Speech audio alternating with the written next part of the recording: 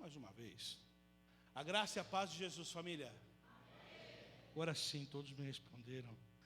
Antes de eu começar a falar da nossa reflexão dessa noite, eu queria chamar a atenção para um dos avisos que foram dados aqui na frente. Essa semana nós retomaremos algo que a gente teve que interromper em 2020, que são os nossos pequenos grupos. Para nós é muito especial nos reunir em pequenos grupos durante a semana. Por quê? Porque é o momento que durante a semana a gente tem condições de compartilhar um pouco daquilo que a gente aprende na igreja, mas não apenas isso. A gente conhece um pouco mais a fundo a cada pessoa que está conosco. A gente convive com essas pessoas, a gente aprende a conviver com elas. Por hora, nós vamos abrir 2 pequenos grupos. Um na Zona Norte, ali no Vitória Régia, na casa da Irmã-Beth Tessari, e outro ali na região do centro, na casa da nossa irmã Diná. Na casa da Irmã-Beth é terças-feiras às 8 horas. Se você recebeu um WhatsApp da Beth, ou se você não recebeu e quer ir lá, e se você mora na Zona Norte ainda é mais fácil, vá lá, 8 horas, amanhã o endereço já vai estar no nosso grupo do WhatsApp. Vá lá, vai ser importante para vocês, vai por mim, é um negócio muito bom. Na sexta-feira, você que mora em outra região da cidade, porque ali na região central é mais fácil chegar onde mora a Diná, a irmã Diná, ela mora numa travessa da General Osório, então é um lugar muito fácil chegar, como vocês viram ela falando aqui. Então, sexta-feira, 8 horas da noite também, nosso pequeno grupo. Fala, pastor, mas como que é? As nossas reuniões são simples, são reuniões de 1 hora aproximadamente, de oração, de reflexão e de comunhão, tá bem? Vai ser bênção na vida da nossa igreja, na nossa vida. Serão, por enquanto, 10 semanas consecutivas de encontro para nos fortalecermos na palavra. Te convido a estar nesse momento. Vai ser importante para a tua família, os nossos pequenos grupos, tá bem? Bom, ao longo do mês passado, desse mês, nós estamos pensando a respeito da graça, a liberdade de ser como Jesus, de se parecer como Jesus. Essa série para nós, ela é importante porque a gente se esbarra com conceitos que são um pouco diferentes no nosso dia a dia. Por exemplo, essa semana eu vi uma entrevista de um empresário muito famoso que vocês conhecem, chamado Roberto Justus, um cara de sucesso, um cara bom de negócio. E ele falava a respeito do que é ter fé, na opinião dele. Claro, eu não acho que ele seja algum tipo de cristão, mas ele falou o seguinte, que ele não consegue ter fé em coisas que ele não consegue apalpar ou alcançar. Ele tem fé em coisas que ele consegue, de alguma forma, pegar. Ele tem fé em pessoas ou em máquinas. Ele deu um exemplo, por exemplo, de equipamento, que ele só consegue andar em equipamentos que ele confia que foi feito a manutenção e tudo mais. A fé dele está nesse processo. Eu fiquei pensando, eu falei, será que, de certa forma, nós não somos assim também? A nossa fé não está baseada naquilo que a gente pode pegar. Porque quando eu olho para uma comunidade cristã como essa, ou qualquer outra comunidade cristã, muitas pessoas ainda têm fé naquilo que podem pegar. Sim, pastor, por exemplo, as pessoas gostam de ir naquele lugar onde parece que tem um negocinho a mais ali, um negocinho a mais, uma coisa mística, uma coisa que parece que a gente está atrás de coisas que nos satisfazem pessoalmente, como o Roberto Justus, ele fala, olha, eu tenho fé naquilo, no serviço que as pessoas me prestam. E aqui chegamos num ponto, parece que a gente tem fé no tipo de serviço que Deus presta para a gente. A gente vai atrás de um serviço, a gente está atrás de alguma coisa que nos satisfaça. Por isso que a gente se depara com uma série como a do Graça, porque a graça de Deus, ela não é uma proposta de satisfação pessoal, nunca foi. Ela não veio para dar uma massageada aqui no nosso ombrinho e falar assim, puxa, vocês são bonzinhos demais, toma aí. Por que a gente quer isso? A gente quer tomar um tapinha e falar assim, olha, você é bonzinho, você é um cara bacana. A graça de Deus, e aí a proposta do livro de Gálatas é essa, ele vem falar para a gente o seguinte, olha, vocês não merecem, porque vocês tendem a ser um tipo de religioso que não quer saber do Deus, mas quer saber dos processos para tentar chegar no Deus que vocês criaram. Quando a gente falou ontem de legalismo, é isso. A graça é um confronto àquilo que nós somos, a graça de Deus. Por isso que eu quero pensar um pouco a respeito de graça hoje, mas de um outro prisma, a respeito da liberdade. Porque liberdade é uma coisa que para nós é uma coisa muito complicada. A liberdade, ela recai em dois problemas. A liberdade de continuar pecando. Quando eu falo de graça, esse é o problema. As pessoas, elas vão olhar a graça como uma espécie de anuência para os seus pecados. Olha, você pode fazer o que você quiser. Está liberado. Está ok. Lembra o que eu falei? A proposta de graça, as pessoas confundiram tudo. Acham que é uma espécie de massageamento do ego. Acham que é uma espécie de anuência dos pecados. Mas na verdade não é. A graça não é uma liberdade para nós fazermos o que queremos, ou do jeito que queremos, da maneira que nós queremos. Não é uma conivência de Deus em relação a nós mesmos. A graça também não é uma permissividade para uma religiosidade, como acabei de falar, complicada, infrutífera e completamente destrutiva. Não, a graça não é nada disso. A graça, ela é originada no Senhor Deus, fruto da sua misericórdia. A graça, ela é elaborada, ou melhor, ela é executada através do processo de justificação, no qual Cristo morre na cruz pelos nossos pecados. É ali que as nossas dívidas são pagas. Não merecemos que Cristo venha e morra por nós, não. Mas Ele o faz apenas por amor a cada um de nós. É por isso que nós precisamos pensar, graça, esse movimento de Deus, e movimento que eu digo, são processos de Deus que chama-se graça, processos para que nós sejamos salvos que já foram feitos, e essa graça produz em nós liberdade. E eu quero pensar a respeito disso com vocês hoje. Por isso que eu peço para você abrir a sua Bíblia no livro de Gálatas, e deixe a sua Bíblia aberta lá no capítulo 5, por favor. Gálatas, capítulo 5.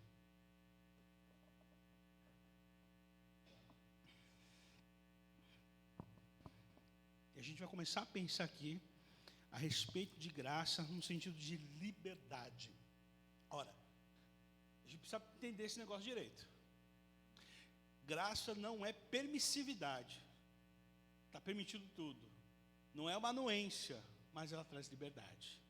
E é sobre essa liberdade, graça, que é resultado da fé em Cristo, daquilo que não é palpável, daquilo que a gente não é, que não é uma troca, mas é um ato que nós fazemos em relação a Deus, fé que nos produz liberdade.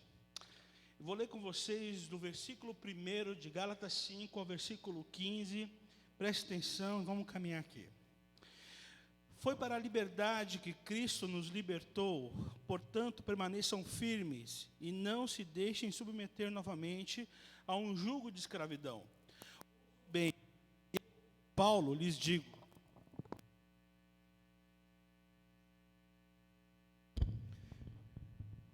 Paulo lhes digo, caso se deixem circuncidar em Cristo, de nada lhes servirá.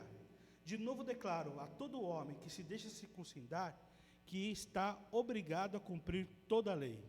Vocês que procuram ser justificados pela lei, separaram-se de Cristo, caíram da graça, pois é mediante o Espírito da graça, pois é mediante o Espírito que nos aguardamos pela fé a justiça que é a nossa esperança. Porque em Cristo Jesus nem circuncisão tem efeito algum, mas sim a fé que atua pelo amor. Vocês corriam bem. Quem os ímpios impediu de continuar obedecendo a verdade? Tal persuasão não provém daquele que os chama. Um pouco de fermento leveda toda a massa. Estou convencido no Senhor de que vocês não pensarão de nenhum outro modo. Aquele que os perturba, seja quem for, sofrerá condenação. Irmãos, se ainda estou pregando a circuncisão, por que continuo sendo perseguido? Nesse caso, o escândalo da cruz foi removido. Quanto a esses que os perturbam, quem dera que se castrassem. Irmãos, vocês foram chamados para a liberdade. Não a usem a liberdade para dar ocasião à vontade da carne. Ao contrário, sirvam uns aos outros mediante o amor.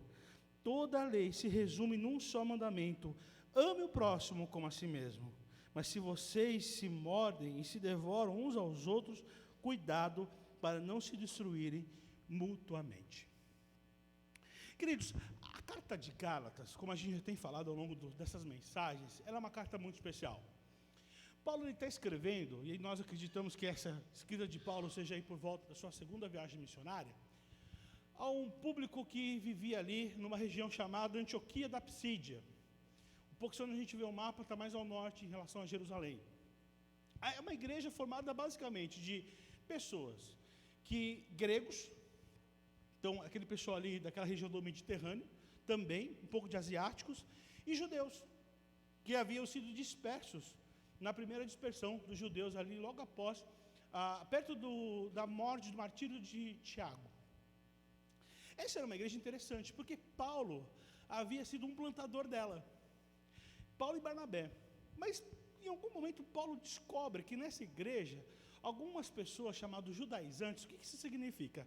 Judeus que haviam se convertido ao cristianismo, chegaram na igreja.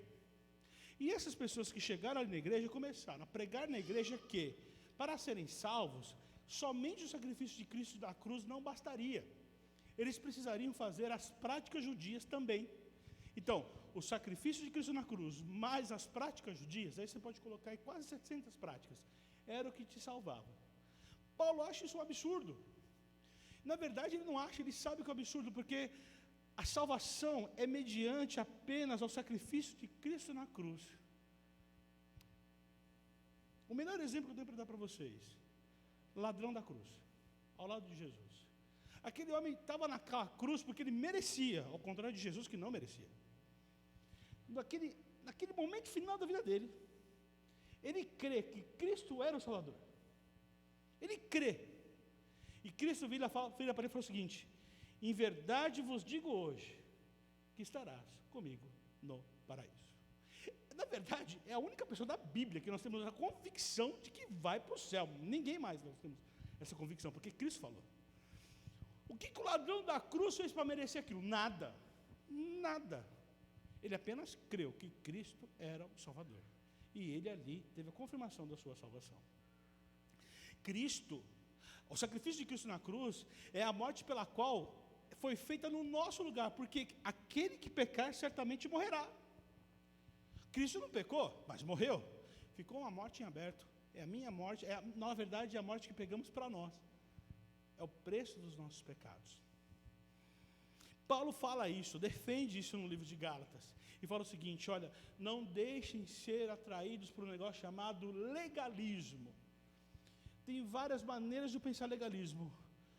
Uma maneira que eu gosto muito é a nossa maneira humana de querer controlar a nossa própria salvação. Eu preciso merecer a salvação. E ainda nos deparamos com isso, não na Antioquia da Psídia, porque essa cidade não existe mais, mas em Sorocaba, no estado de São Paulo, no Brasil. As pessoas entendem ainda que elas merecem ser salvas, que elas merecem, que elas têm que fazer para merecer. Gente, eu me deparo com pessoas aqui que sempre me falam: pastor, o dia que eu estiver melhor eu vou na igreja. O dia que eu estiver fazendo tudo certo eu vou na igreja. Mas aí não faz sentido. Porque se eu estou fazendo tudo certo, por que eu vou na igreja? Na verdade, é a ideia de que eu mereço esse negócio chamado salvação. E a proposta de Cristo é: vocês não merecem. É uma proposta tão complicada para nós humanos, porque toda religião que você for ver, toda religião, e aqui eu posso colocar o budismo, eu posso colocar religião islâmicas, eu posso colocar a religião que você quiser. Elas vão tratar de um ponto de que o homem, ele precisa ser de um determinado ponto de vista correto para que ele consiga acessar o que é o céu daquela religião. Ele tem que merecer o céu. Cristo, ele vem em oposição a isso. Ele falou: cara, não tem nada que você faça que vai merecer, você vai merecer o céu, porque eu sou o caminho, a verdade e a vida. É isso. É isso que é a proposta de Cristo para nós. É isso que Cristo vem, e é por isso que as pessoas têm dificuldade. É por isso que quando ele fala para aquele povo: olha, eu estou aqui, o caminho para Deus sou eu. Ele tira Deus de dentro do templo e põe no meio das pessoas. Fala aqui, ó, Deus está aqui. Paulo, ele passa o livro de Gálatas falando isso para as pessoas. Não é o que vocês fazem, mas foi aquilo que Cristo fez na cruz. Não adianta se esmerar de serem os melhores cumpridores da lei, porque vocês nunca vão conseguir. Porque a salvação não é meritória, mas sim misericordiosa. Essa é a proposta de Cristo. A gente chega no capítulo 5. O capítulo 5, Paulo vai falar de liberdade. Ele vai tratar de liberdade de 3 pontos de vista. Nosso primeiro ponto de vista é que nós somos libertos para a liberdade. Ele começa assim: foi para a liberdade que Cristo nos libertou. Então ele começa falando o seguinte: olha, vocês eram escravos, nós éramos escravos. Eu acho tão interessante essa proposta, porque quando a gente vai olhar lá em Êxodo 20, nos 10 mandamentos, lá no comecinho do versículo, do texto, fala assim: eu sou o Senhor teu Deus, que te tirou da terra da escravidão. Peraí, eu sou o teu Deus que te libertou. E aí vem toda a proposta dos 10 mandamentos. Quando eu olho pelo ponto de vista da liberdade que Deus dá através dos mandamentos, peraí, os mandamentos não são ordenanças. Os mandamentos são aquilo que Deus faz para a gente fazer, para não sermos escravos novamente. Do quê? Primeiramente de nós mesmos, dos deuses que nós levantamos, dos ídolos que nós sustentamos, que muitas vezes somos nós mesmos. Que nós consigamos viver em comunidade, que nós consigamos ter relacionamento com Ele, que a gente não se entregue, não se mate de tanto trabalhar. É a proposta dos mandamentos. De novo essa proposta volta aqui: olha, vocês eram escravos. Nós éramos escravos, e foi para isso que Cristo nos libertou. Escravo do quê? Escravo do pecado, do diabo, da carne, do mundo. Nós éramos escravos. Nós éramos aquele escravo igual do mito da caverna de Platão, que eu já falei aqui uma vez. E resumo é muito simples. O mito da caverna fala que há homens amarrados, olhando para uma parede da caverna, e atrás deles existem tochas. E existe um corredor. Esse corredor é iluminado por tochas. Esses homens só veem a sombra daquilo que passa no corredor. Passam-se estátuas de pedras, mas estátuas de bichos, de pessoas. Só que aqueles homens estão lá sempre. Eles acham que aquilo é o mundo verdadeiro. Platão vai continuar falando o seguinte: olha, um dado homem se liberta daquilo e vai lá para fora. Ele diz que o olho dele dói por conta que a luz, ele não está acostumado com luz, e de repente ele vê tudo se movimentando. Ele descobre que o mundo não é aquilo que estava se vendo. Quando ele volta, fala para as pessoas da caverna: vejam, vocês estão amarrados, vocês estão aí olhando aquilo que não é verdade. Platão fala assim: se aqueles homens pudessem se libertar, certamente matariam aquele homem. Isso é escravidão. As pessoas até então estão amarradas, olhando para a parede da caverna, achando que o mundo é daquele jeito. Cristo vem e nos desamarrou através do seu sacrifício na cruz. Por isso que o evangelho é tão difícil. Porque quando o evangelho é falado para as pessoas falam assim: você é doido, você é maluco, onde já se viu? Como já se viu alguém que morreu pelo meu pecado poder fazer isso por mim? Onde já se viu um negócio desse? Você fala: mas você está sendo escravo do pecado. Paulo está relembrando isso. Vocês são escravos do pecado. Aí ele vai falar: portanto, permaneçam firmes e não se deixem submeter novamente a um jugo de escravidão. Não voltem para essa situação. A escravidão da religiosidade, do legalismo, porque de fato é uma escravidão. Ora, eu tenho que cumprir uma série de leis. Isso tem que me gerar uma espécie de satisfação. Ora, eu nunca vou conseguir chegar nisso. É a história da droga. Quanto mais eu uso, mais eu dependo dela. Mas eu nunca vou conseguir me satisfazer. A satisfação é muito curta, muito rápida. Isso é a ideia do legalismo. Ele falou: não voltem para essa sensação. Não voltem para a escravidão do pecado, do orgulho, do vício, da vingança. Não voltem mais para isso. E aí que ele vai falar assim, a partir daí o versículo 2: ouçam bem o que eu lhes digo. E aqui tem uma coisa que eu preciso falar para vocês. Se você prestou bem atenção no texto, ele fala assim: caso se deixe circuncidar. Lá para frente. Quem se deixa circuncidar? Vocês que procuram ser justificados. Então, quando eu olho para essas expressões, a primeira conclusão que eu chego é que não é sem querer. Não é assim: puxa vida, olha, nem notei que eu tinha voltado para o legalismo, nem notei que eu tinha voltado para o pecado. Paulo deixa muito claro que essa é uma ação da qual tem que ter uma permissividade da nossa parte, um interesse da nossa parte, um querer da nossa parte. são coisas que entram no nosso coração que a gente permite. Eu venho aqui 3 perdas. Ele fala assim, olha, não se deixe circuncidar, versículo 2, pois Cristo de nada lhe servirá. Sabe qual que é a primeira perda que eu vejo aqui? É a anulação do sacrifício de Jesus. Quando ele fala da circuncisão aqui, é um ato no qual o homem, quando o bebê, tem que fazer na sua genitália, tirar um pedaço de pele lá, em sinal de que ele é do Senhor. Essa é a proposta que Deus deu a Abraão lá atrás. Ora, mas aí eu te convido para olhar para a nossa série no YouTube. E você vai ver que tem uma mensagem nossa que vai falar o seguinte, está em Gálatas 3, que a gente vai falar o seguinte, uma mensagem minha e outra do presbítero Adelino, que Abraão, na verdade, ele primeiro teve a promessa, ele primeiro foi agraciado com a graça, e depois ele cumpre a lei, depois ele faz aquilo que Deus está mandando. Paulo está em cima desse raciocínio ainda aqui nesse texto. E aí Paulo está falando assim, olha, não se deixe circuncidar, e aqui eu posso traduzir da seguinte maneira, não voltem para as práticas judaizantes, não voltem a achar que vocês podem ter mérito nisso. A gente não é sem querer, mas isso é um ato deliberado nosso, porque se você faz isso, o sacrifício de Cristo não resolve. Porque se eu volto para práticas na qual eu faço para ser salvo, a messianidade de Cristo, Cristo Salvador, não vai valer de nada. Eu estou pegando para mim a responsabilidade de ser salvo. Eu estou pegando para mim o ato da salvação. Deixou de ser um ato de Cristo, mas começou a ser um ato meu. Mas eu permiti que isso acontece. Isso é tão forte para eles que lá em Atos 15, versículo 1, a gente lê que Paulo falou um dia assim, olha, vocês não foram circuncidados conforme o costume ensinado por Moisés, não poderão ser salvos, porque era isso que eles pensavam, se eu não for circuncidado, eu não posso ser salvo. Mas Paulo está falando, não é isso.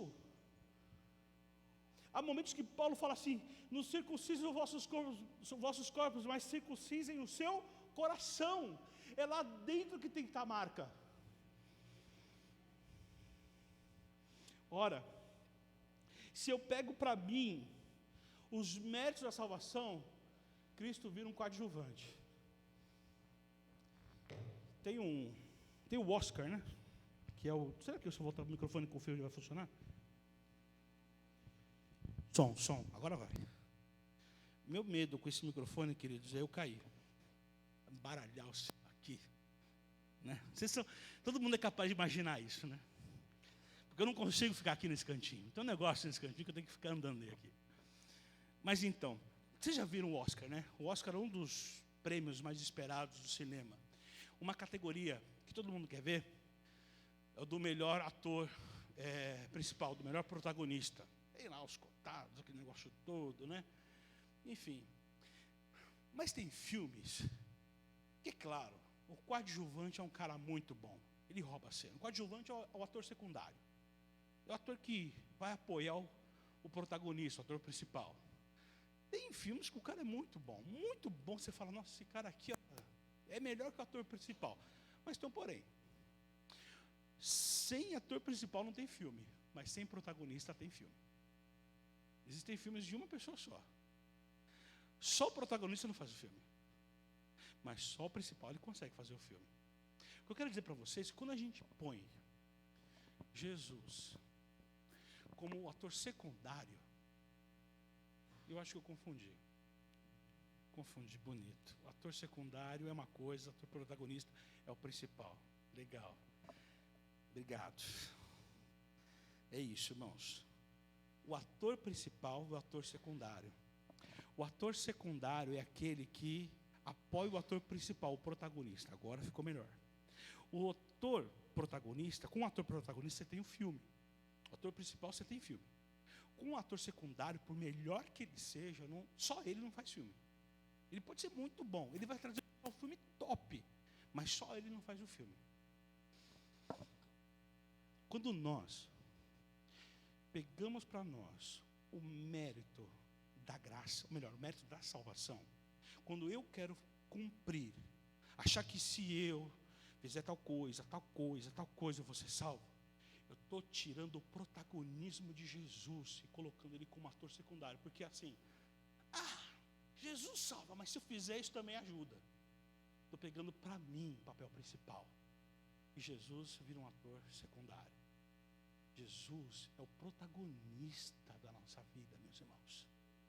É Ele, é nele que as coisas são feitas, é nele que as coisas são consumadas, é nele que as profecias são cumpridas, é Ele que morre, é Ele que ressuscita, é Ele que dá vida. Sempre foi Ele. Paulo, ele fala o seguinte, olha, então não deixa anular a salvação. Ele continua falando o seguinte, olha, cuidado, que o outro problema que a gente tem aí é a submissão da escravidão. Ele fala lá atrás, ó, quem se deixa circuncidar está obrigado a cumprir toda a lei. Você está se deixando escravizar, porque não tem jeito. Se eu tenho que, beleza, eu quero cumprir a lei, eu tenho que cumprir toda a lei, e não dá para fazer isso. A lei ela serve para mostrar o quanto você é falho, é débil no sentido de debilidade, para fazer qualquer coisa. A terceira perda que ele fala aqui é a tragédia total. Porque quem se deixa passar pela circuncisão, quem procura ser justificado pela lei, separa-se de Cristo e cai da graça. Acaba a salvação. Não tem salvação. Quem acha que a graça é para sempre, Paulo está falando para a gente o seguinte: quem acredita que deve ser justificado pela lei, cai da graça, não vai ser salvo. É o que Paulo está dizendo. Por que Paulo está batendo nisso? Porque isso tem muito a ver, queridos, com aquilo que acontece no jardim do Éden. Eu estou voltando lá atrás na Bíblia, lá em Gênesis. Deus disse para o homem e para a mulher: olha, daqui vocês podem aproveitar o jardim inteiro, mas daquela árvore ali, não come. Daquela ali não. A mulher, ela começa um diálogo com a serpente, que era Satanás, e Satanás fala assim: olha, é verdade que você aqui pode comer tudo, posso, mas daquela árvore, o Senhor não mandou comer, a árvore do bem e do mal. É. Por quê? Porque ele falou que a gente não podemos nem comer nem tocar, ela dá uma mentadinha naquilo que Deus fala. Olha, a serpente fala: viu, o dia que você comer esse negócio, não vai te acontecer nada não, você vai ser igual a Deus. É mesmo? É. Você vai ser igual a Ele. Sabe aquele empurro que precisava a pessoa? Foi lá, pegou e comeu e ainda deu para o homem. Na verdade, o homem estava do lado dela o tempo todo. O problema da desobediência que culminou no pecado da humanidade é que naquele exato momento que ela pega aquela fruta, ela queria ser igual a Deus. Não era suficiente ser criatura, não era suficiente ser cuidada por Deus. Nesse exato momento que eu pego aquela fruta, quero comê-la, eu quero ser igual a Deus. Mas esse é o nosso problema, meus irmãos. O legalismo é um dado momento que eu falo assim: eu quero ser igual a Deus. Eu quero ter o poder de salvar ou não me salvar. O poder, e isso ultrapassa limites que são incríveis. Tem pessoas que acreditam que não somente se salvam, mas são suficientemente, entre aspas, santas, que podem sacramentar a salvação de outras pessoas. Você vai ser salvo, você não vai ser salvo. Paulo deixa muito claro aqui, olha, não se deixe circuncidar, não se entregue ao legalismo, porque o dia que vocês fizerem isso, o sacrifício de Cristo não vai valer nada. O dia que vocês fizerem isso, vocês vão ser escravos disso. O dia que vocês fizerem isso, vocês caem da graça, vocês perdem a salvação, porque aí eu volto lá para trás, eu volto lá para o começo, eu volto para o princípio. Paulo ele vai falar assim: pois é mediante o Espírito que nós aguardamos pela fé a justiça, que é a nossa esperança. Versículo 6, porque em Cristo Jesus, nem circuncisão, nem incircuncisão tem efeito algum, mas sim a fé que atua pelo amor. Ora, a vida pelo Espírito nos permite depender apenas da fé. Voltei para o começo da mensagem. Mas não é mais a fé que eu pego, não é a fé que eu controlo, não é a fé naquilo que eu estou querendo de alguma forma manipular. É a fé em quê? A fé em Cristo Jesus. É a fé que Ele é Salvador, a fé que Ele é o Deus que se fez carne e habitou entre nós e vimos a sua glória, como a glória do unigênito do Pai, cheio de graça e de verdade. É isso, é fé nisso. É essa fé que a gente tem aqui. É a fé que me permite ver um futuro glorioso, é ver o amor, é viver pela fé, deixando o controle da vida nas mãos de Deus. Isso é a lição da liberdade, vivemos para a liberdade.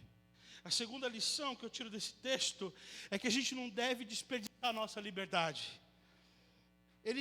O versículo 7, Paulo ele vai começar a trazer aqui algumas coisas, e eu gosto muito do primeiro versículo 7, ele fala assim: vocês corriam bem, quem os impediu de continuar obedecendo à verdade?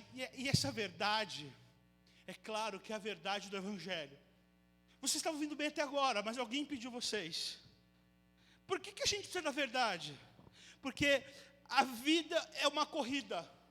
Ele fala, vocês corriam bem. O que significa isso? Olha, a gente está caminhando, a gente não está parado, a gente não está estagnado, a gente não está vendo as coisas passar.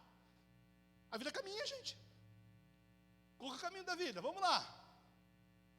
Nascimento, maturidade, a gente vai envelhecendo, vida adulta, envelhece e morre. Esse é o caminho da vida, essa é a corrida da vida. Ninguém está parado no tempo. Tem uns que parece que dormem no gelo, né? Porque parece que nunca envelhece um minuto sequer. E você vê 10 anos, a pessoa tem a mesma cara. Nós temos irmãos aqui na igreja assim. Eu não vou falar nomes aqui não. Mas tem gente que na igreja você fala, esse irmão aí dorme no gelo. Porque esse aí, olha, passa ano, tá igualzinho. Não acontece nada com esse homem, com essa mulher. Olha, tem uma ruguinha sequer. Um cabelo branco. Vocês estão correndo. Vocês estão andando. É lógico que nesse caminho a gente vai ter obstáculos, vai ter dificuldades, mas ok, a gente vai em frente. A gente precisa da verdade, porque também tem que tomar cuidado, porque ao momento que eu sei da verdade que é do Evangelho, eu vou me deparar com ensinos que não são de Deus. O versículo 8, tal persuasão não provém daqueles que o chamou. Também na minha caminhada, além de me deparar com ensinos que não me são do Evangelho, mas se eu estiver parado com a verdade e consigo passar por eles, eu vou me deparar com heresia. Ele vai falar lá na frente, um pouco de fermento leveda toda a massa. O que ele está falando? Assim, toma cuidado com o que vocês estão ouvindo, porque só um pouquinho de coisas erradas faz que a coisa toda se transforme. Heresia é quando eu mudo a verdade que está escrito na palavra de Deus. Heresia vai gerar em mim um coração distante daquilo que Deus quer. E me faz com que eu venha a apostatar da fé, ou melhor, me fazer um caminho completamente diferente da fé. E aí, como o apóstolo Paulo fala assim, e aí você perde a graça. Esse é o problema. Paulo vai falar assim, olha, vocês precisam da verdade para passar por essas heresias. Também vocês precisam da verdade porque tem falsos mestres. Ele fala assim, versículo 10, aquele que os perturba, seja quem for, sofrerá condenação. Irmãos, se ainda estou pregando a circuncisão, por que continuo sendo perseguido? Nesse caso, o escândalo da cruz foi removido. Quanto a esses que perturbam, quem dera que se castrassem. É a palavra mais dura de Paulo. Eu preciso da verdade para encarar esses caras. São falsos mestres. São caras que estão plantando no meio do povo em verdades. E a gente tem falsos mestres nos dias de hoje, queridos. Sabe onde estão os falsos mestres? Eu não tenho nenhum olhar condenativo a qualquer tipo de rede social, até porque eu uso elas. Mas a gente muitas vezes tem se alimentado de mestres que estão na internet, que hoje é nossa grande janela aberta para o mundo. E eu pego toda a verdade que está, entre aspas, toda a verdade que está lá e falo aqui, ó, isso aqui é verdade. Deve me alimentar de cada coisa difícil, porque a pessoa ela tem palavras de ordem, ela tem fama, ela fala, tem treino para falar bem. Mas quando eu olho o conteúdo é complexo, ao ponto de me desviar, me fazer apostatar da fé. Conteúdos judaizantes, conteúdos que falam assim, olha, você merece a salvação, disfarçado de muita coisa. Vai, que Deus tem que te dar a vitória. Vai, porque você é filho de Deus, e Deus vai te dar a vitória. Mas isso não é assim, nunca foi assim. A gente disfarçou legalismo em palavras doces que saem da internet.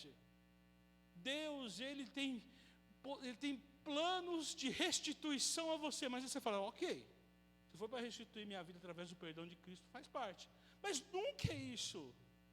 É restituir coisas financeiras. Eu quero voar a Cristo para conseguir grana, para conseguir satisfação pessoal. Olha, voltou a satisfação pessoal.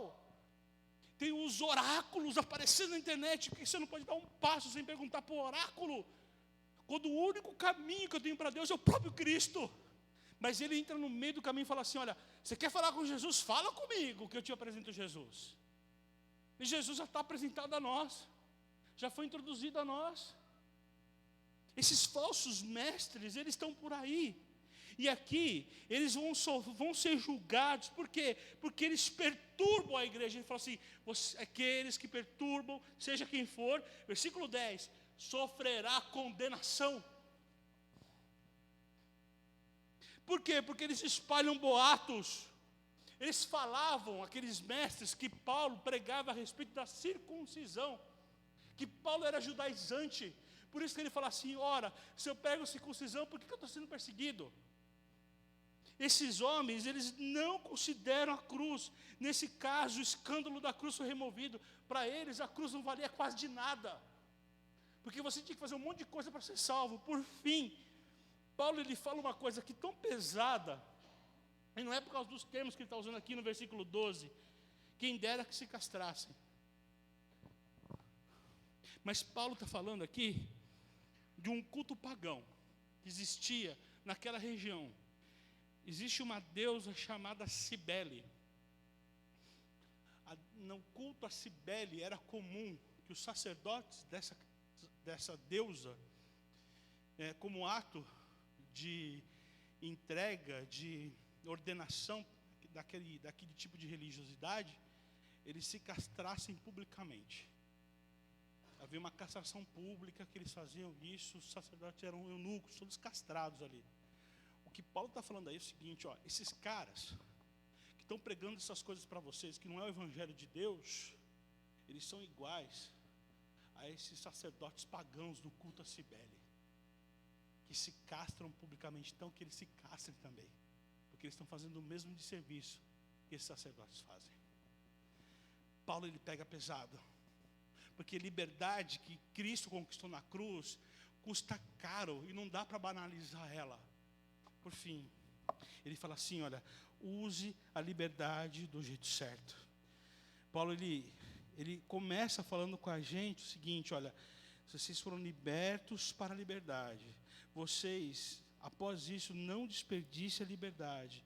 Agora, use a liberdade do jeito certo. Irmãos, vocês, versículo 13, foram chamados para a liberdade. Não usem a liberdade para dar ocasião à vontade da carne. Ao contrário, sirvam uns aos outros mediante o amor. Sabe qual a lição que eu pego aqui, irmãos? É uma coisa agora que vai contra. Essa é a parte do texto que todo mundo esquece quando a gente vai falar sobre graça. Não, porque as pessoas acham que assim, beleza, fui salvo pela graça. E muitos desses falsos mestres que tem por aí falam isso, que você foi salvo pela graça, que você não tem que cumprir mais nenhuma lei, que você tem que viver bem, tranquilinho, feliz, viva, e tudo que você fizer está na conta, passa batido. Mas o que Paulo está falando aqui, olha, presta atenção uma coisa, vocês.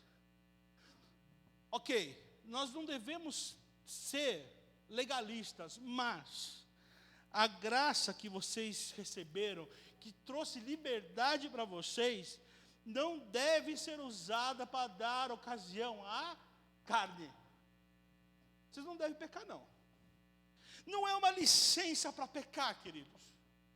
A graça, ela não é uma conivência de Deus. Ela assim, puxa, sabe uma coisa que eu acho tão... acontece, né? As pessoas, elas pecam, elas falam assim, mas Deus, ele é gracioso, ele vai entender. Não, Deus é amor, ele entende. Paulo está falando o seguinte, olha, não usa isso para dar ocasião à carne. Porque, lembra, quando a gente faz esse tipo de coisa, a gente se deixa escravizar novamente e a gente corre risco de cair da graça.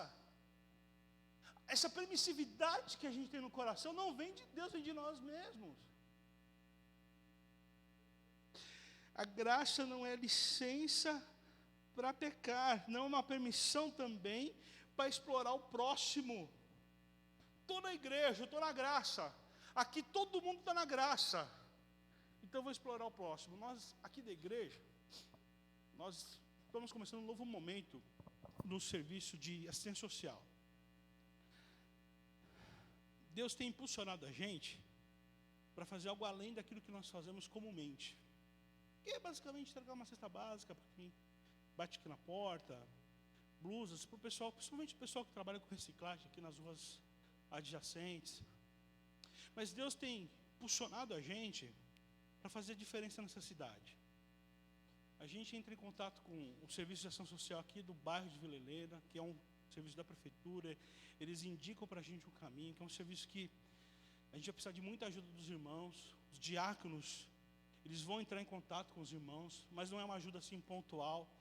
É algo que a gente precisa fazer constante agora, porque essas pessoas precisam de alguém para dar graça para eles. É servir ao próximo. É o contrário de explorar o próximo. Porque Paulo está falando aqui para a gente o seguinte, olha, vocês foram chamados para servir o próximo mediante o amor. Deus está impulsionando a gente para isso aqui na igreja. Ontem nós tivemos aqui uma reunião com os ordenados da igreja, com os diáconos da igreja. Nós terminamos em oração essa reunião, porque Deus está falando assim para a gente, olha, vão, tem gente precisando de vocês, vão, tem gente precisando de ajuda de vocês. Essa igreja aqui, e aqui, sendo muito transparente com a igreja, eu não sou menos do que isso. Por hora, foi dado para nós, por essa, que é o CRAS, que é o Centro de Referência, Assistência Social do município. Foi dado para nós a missão, por enquanto, de cuidar de 2 famílias. Precisam muito, mas muito de ajuda. É gente que não existe, porque não tem CPF, sabe? Porque não participa dos planos dos programas de assistência do governo. É gente que está desnutrida, mas não está desnutrida porque não tem cesta básica, porque não tem como fazer a comida, que é mais difícil ainda. É gente que não tem dinheiro para remédio, precisa do remédio. E uma comunidade como a nossa comunidade tem aproximadamente 140 pessoas, 140 a 150 pessoas. Nós temos públicos diferentes para cada período do nosso culto. Mas a gente entende que a gente tem potencial até para mais, mas Deus fala assim, tem 2 famílias, cuida delas. Isso é o que Paulo tem falado para a gente aqui. Ora, eu fui alcançado para a graça. A graça não é uma licença para pecar, não é. Mas a graça me impulsiona a servir ao meu próximo com amor. E o parâmetro de amor bíblico, o amor grego aqui, não é amor fileu, que é amor de fidelidade. Mas quando a gente vai de novo para o original, vê lá no grego, é amor ágape, que é o amor que Cristo ele traz para a humanidade, que é um amor incondicional, é o amor que eu não quero nada em troca, é o amor que eu só dispenso. É esse amor que eu sirvo o meu próximo, é o amor que eu só dispenso, que eu não quero nada em troca, que não tem contrapartida. É esse amor. É isso que somos provocados pela palavra de Deus. Servir o próximo e amá-lo, como fala aqui, toda a lei se resume num só mandamento: ame o seu próximo como a si mesmo. No final desse mês nós vamos ter uma série de 3 sermões apenas, as 3 faces do amor, e nós vamos falar sobre isso. Mas a graça de Deus, a liberdade da graça de Deus, ela me encaminha para um lado, que é amar o próximo. Ame o seu próximo como a si mesmo. Deus me libertou. A graça me alcança para uma razão, para amar. Não para pecar. Não para me justificar, não para eu querer ser parecer igual a Deus. Nada disso. A graça me alcança para eu dispensar para o meu próximo amor. Eu termino minha reflexão falando para vocês. A graça que me alcança, porque ela me alcança do jeito que eu sou, com os meus erros, com os meus defeitos, com as minhas teimosias, com as minhas dificuldades, nela não cabe preconceito. Na graça eu não tenho mais santo e menos santo.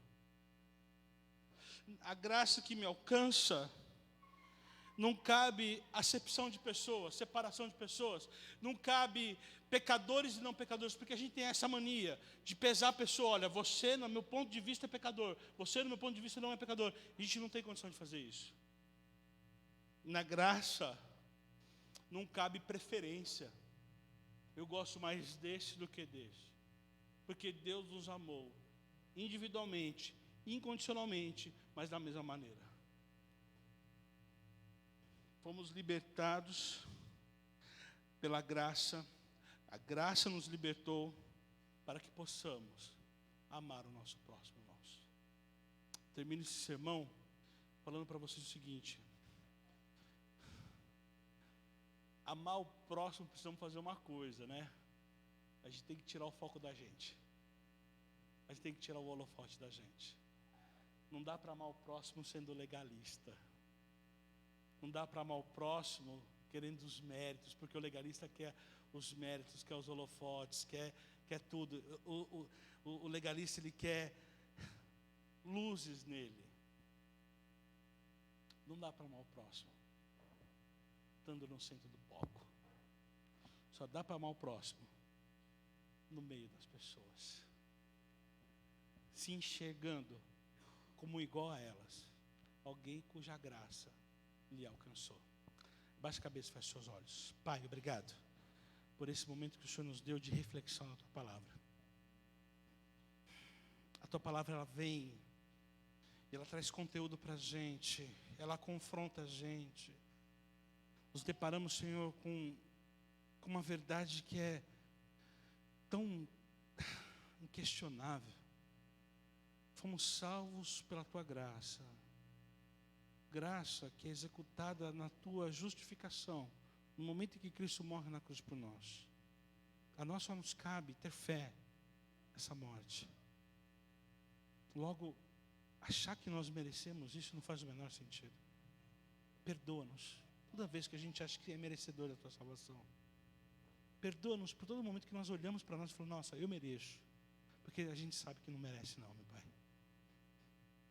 E quando nós olhamos para nós, olhamos que somos alcançados pela graça e que nós dependemos de Ti, então nos permite olhar para o próximo com o Teu amor, não com o meu amor. Porque o próximo precisa de mim, não porque eu tenho, mas porque o Senhor me deu. Que esse próximo possa ver em mim a Tua glória e não a minha glória. Me faça instrumento da Tua graça. E obrigado pela liberdade que o Senhor me deu. Em nome de Jesus. Amém. Nós vamos orar agora todos juntos, irmãos. Nós vamos nos colocar diante do Senhor. Vamos colocar diante do Senhor os nossos questionamentos. Vamos colocar diante do Senhor agora as nossas demandas. Vamos orar agora como igreja, de joelhos diante do Senhor. Se você quer vir receber oração aqui à frente, eu te convido. Se você vê aqui, olha, preciso receber hoje uma oração, eu te convido, vem à frente em nome de Jesus, quero orar com você. Gostaria muito de orar por imposição de mãos a você. Não que eu tenha alguma coisa, não. Mas vir aqui à frente é um ato de submissão ao Senhor apenas. Não a mim, mas ao Senhor. Se você quer receber oração, venha. O restante da igreja, eu peço, se joelhe diante do Senhor e fale com Ele agora. Se coloque diante dEle em oração, em nome de Jesus.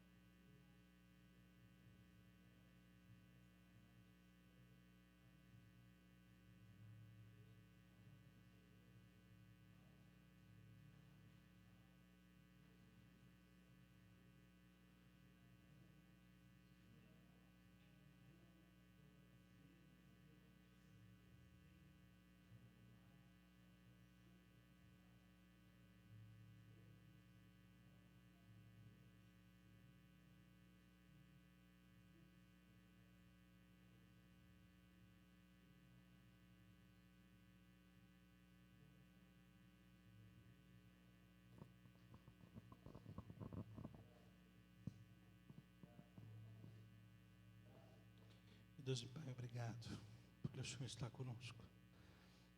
A sua graça nos alcança, Pai, mesmo não sendo merecedores, mesmo a gente sendo pequeno, o Senhor nos alcança. O Senhor nos chama onde nós estamos. O Senhor traz esperança para nós que não tínhamos qualquer esperança. Traz a paz e traz um olhar para a vida que é extremamente reconfortante, porque quando olhamos para ela, vimos que a morte não é o fim, mas há uma vida eterna nos esperando. Perdão dos pecados, paz, vida eterna. É a tua proposta para nós, é a proposta da graça. Obrigado, Pai, por ser alcançado por ela. Obrigado, Cristo, por ter morrido na cruz no meu lugar. Mais uma vez eu aceito como meu Salvador. Em nome de Jesus. Amém, Senhor. Pedir para os irmãos ficarem em pé. Aqueles que estão orando, continuem orando, por favor. Não se incomodem. Nós vamos continuar, vamos fazer mais uma oração. Nós vamos orar agora. Nós vamos estender as nossas mãos. Vamos orar por algumas pessoas. Essa igreja, ela comprou alguns desafios em oração. Que nós temos que orar, irmãos. Nós vamos orar pela diaconisa Neuci. A diaconisa Neuci é mãe do pastor Tom. A diaconisa Neuci veio esse final de semana para cá. Eu estava conversando com ela hoje. O câncer está bem adiantado nela. Aquela mulher precisa da graça de Deus para sustentá-la. A graça que sustenta. Tem uma outra pessoa que nós estamos orando, que é um pastor jovem, 30 e poucos anos, pastor Edivan, de Curitiba. Um câncer também, bastante agressivo. 2 filhos pequenos. Não, na verdade, uma filha pequena e a mulher está grávida, esperando o outro. Está entrando no processo de quimioterapia. Nós também estamos orando pela Lúcia. A Lúcia é Valdamara, uma das membros da nossa igreja. Nela nós temos visto a graça de Deus inexplicavelmente. É o que a gente pode falar. Não dá para fazer mais conta, não dá mais para raciocinar sobre isso. Eu não consigo mais. Só vemos a graça de Deus a cada dia, suprindo. Ali a gente vê que Deus tem sustentado essa família em oração. Nós já vimos muita coisa aqui nessa igreja. Nós já vimos pessoas sendo curadas, pessoas tendo respostas imediatas em oração. E nós cremos no Deus da graça que vem trazer cura. Também nessa oração, vou pedir para vocês orarem pelo nosso irmão Sérgio. Nosso irmão Sérgio está ali. O irmão Sérgio, na semana passada, perdeu o paizinho dele lá. Está num processo ainda de recuperação, mas o pai do nosso irmão Sérgio descansa no Senhor. Salvo, né? Mas a gente pede consolação para o nosso irmão Sérgio. Nós vamos orar por ele também aqui. Vamos estender as mãos e vamos orar por ele e pela sua família. Vamos fazer isso, irmãos? Vamos levantar as nossas mãos e vamos orar? Pai, obrigado. Porque o Senhor tem escutado as nossas orações e tem sustentado, Senhor, cada dia. Essa igreja conhece, Senhor, o Teu poder e testemunha a respeito dele. E pedimos, Senhor, que o Senhor venha com graça, que é o que a gente está pensando todo esse mês. Com graça na vida dessas pessoas, Senhor, que nós estamos pedindo. A diaconisa Neuci, Senhor. Oh, meu Deus, põe a Tua mão na vida da Tua serva. Sua serva está precisando tanto de Ti. Precisa ser amparada, sustentada, levantada por Ti, Senhor. Abençoe a Tua serva, em nome de Jesus. Cuida dela, Senhor. Peço, Senhor, também da Tua graça sobre o pastor Edivan. Pastor Edivan, Senhor, numa batalha feroz contra o câncer. Derrama graça sobre o Teu servo, sobre a família do Teu servo. Pai, dê graça, Senhor, para eles passarem por esse momento e testemunharmos, Senhor, juntos, Senhor, a Tua glória na vida dele. Pai, venha, Senhor, com graça na vida da Lúcia, da nossa irmã. Pai, nós estamos vendo a Tua graça. Nós estamos vendo a Tua mão de poder na vida deles. Os abençoe, sustenta ela, levanta aquela mulher, Senhor, para a honra e glória do Teu santo nome. Peço também sobre o nosso irmão Sérgio aqui presente. Console o coração dele e da sua família. Para que, Senhor, consolado, continue a carreira. Para chegar lá na frente, na Tua volta, ao Te ver, junto com o pai dele, Senhor, à volta do Cristo. Abençoe toda essa igreja. Derrame o teu poder sobre cada um deles, sobre suas famílias. Cura as pessoas, abra portas de emprego, Senhor. Traga para cada um deles, Senhor, bênçãos sobre bênçãos. Eu lhe peço, Senhor, abençoe essa igreja, em nome de Jesus. Amém, Senhor, amém. No final dessa celebração, quero te lembrar que ontem nós pensamos a respeito que, na graça de Deus, nos tornamos herdeiros da promessa. O pastor Arley, ele fala aqui uma coisa que eu achei muito interessante. A graça é tudo aquilo que a gente precisa, por isso que a gente pede graça das pessoas. Por que a gente faz isso? Porque nos tornamos, uma vez salvos por Cristo Jesus, somos filhos da liberdade. Somos filhos daquele que é a promessa. Uma vez filhos da promessa, somos livres. Livres do pecado. Livres de tudo que aquilo que nos amarra. Para quê? Para que possamos servir uns aos outros. Essa é a missão dessa semana, irmãos. Viver em liberdade, mas servindo uns aos outros. Viver como herdeiros de Deus, mas amando o próximo. Não deixe de falar de Jesus para uma pessoa essa semana. Não deixe de fazer isso. Também não vai embora da nossa celebração sem tomar um chazinho, um café que está tendo ali atrás. Vai conversar com a gente ali, vai aquecer o coração. Está tendo ali, tem algumas irmãs que já estão terminando ali, finalizaram já esse negócio. E agora nós vamos nos despedir com a bênção apostólica. Abaixe sua cabeça. Pai, obrigado por essa celebração. Derrame sua bênção sobre todas as pessoas aqui. E que elas possam voltar em casa, agraciadas, protegidas por Ti. Derrame bênção sobre suas famílias. E que a graça do nosso Senhor Jesus Cristo, o amor de Deus e a comunhão do Espírito Santo seja sobre nós, sobre nossa família, hoje e sempre. Amém. Que Deus te abençoe. Não deixe de tomar seu chazinho. Fique com Deus e até sábado, se Deus quiser. Até o PG, na verdade, se Deus quiser. Tchau, tchau.